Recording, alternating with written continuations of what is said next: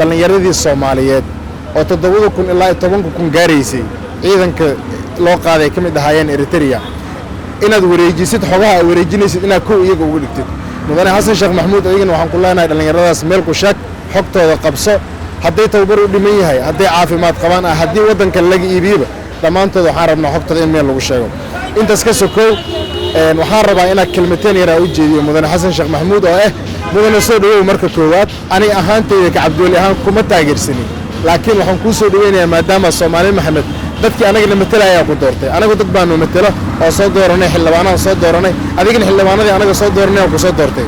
marka qofka anaga dooranay hadduu adiga ku doortay ku diidi mayno mana ku diidi karno soo dhawow kursigii mar labaad ku soo dhawow madaxweynihii burburkii kadib waa madaxweynihii waxa tahay ugu horeeyay laba muddo xileed wadankan uu jaga ka qabto tookadii hore waxyaabo badan waa qaladay waxyaabo badan waa saxday waxaan u maleynayaa ina aadhiin haddana yaa laytanii shilaytadii ku weedaa inaadan ku darsamino alla mar saddexaad yaa iigu dar inaadan dhihin oo wixii darad ka qaldamay aasixi doontid goobjoogna waa salaamaya in mud Soomaaliyeedna waa salaamaya caruurta oo farmaajo madaxweyne farmaajo ilmo oo macnaha maaragtay la qaaday oo tababar loo qaadaa jiro oo loo qaaday meesha la yiraahdo Turkiya Eritrea meesha la yiraahdo in muxuu ahaa waa badan tahay adiga wuxuu dad badan uu qaaday ciidan badan uu qaaday oo u badan tahay hadda sida aan filaayo Eritrea u badneed ciidamada uu la qaaday oo loo qaaday tababarka annagu maana arag macnaha maaragtay ciidamo oo macnaha dhibow ah oo 4 sano la iska haynayo wali ma arag anagu dhibow 4 sano lagu maqnaanayo wali ma arag anagu waa wax loo dhimanay ahayd kulli waxay noqotaba waxa loo baahan yahay haddii uu Xasan Sheekh bedelay ninka la yiraahdo madaxweyne farmaajo Xasan Sheekh waa soo dhaweynaynaa dalkan hoggaan hore u ahaa wax buuna ka bedelay haddana inuu wax ka bedelo ayaan aad u rajaynaynaa insha Allah maamul goboleedka qaldamay hoggaankooda inuu wax ka bedelo ayaan aad u rajaynaynaa inuu wax ka bedelo dadka baagamuudada ah oo masaakiinta ah waxba haysan oo saboolka ah in uu wax ka bedelo dantooda oo ma ahana in macnaha adigu aw madaxweyne kasto la soo saaro ninkii macnaha maaragtay wan u qalnay inuu wan kaleeto dhagta soo qabto uu yiraahdo haddana kan ku dara qala iskor saar wixii isku kor maaha mid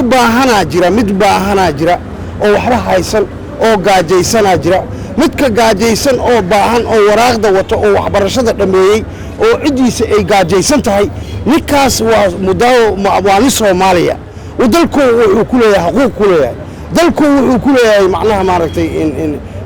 tixgelin ku leeyahay madaxweyne waxaan rabaa macnaha aan rabnaa shacabkii anigoo intaasoo taagan oo shacab u hadlaayo waxaan rabnaa in dalkan wax ka bedeshid maadaama xaq u yeelatay hoggaan labaad madaxweynaha dalka hadda nasiib u yeeshay markiisii labaad oo yeeshay madaxweyne anaga shacabkii Soomaaliyeedna dawladda dhan lagu sheegaa waa shacabka dawladnimada lagu sheegaa waa shacabka annaga maamulkii hadda dalka kala wareegtay waxaan laanahay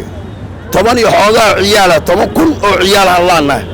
oo meel ay ku dambeeyeen la aqoonin wadan la geeyna ma naqaan dawladda qadara la geeynaha ilmihii lagu qoray ilmihiina waxay u riyaaqeen ciyaaraha adduunka ka qayb galeyseen anug iskool dhigan oo 16 jir waa la laayay marka waxaan leenahay wixii dhintay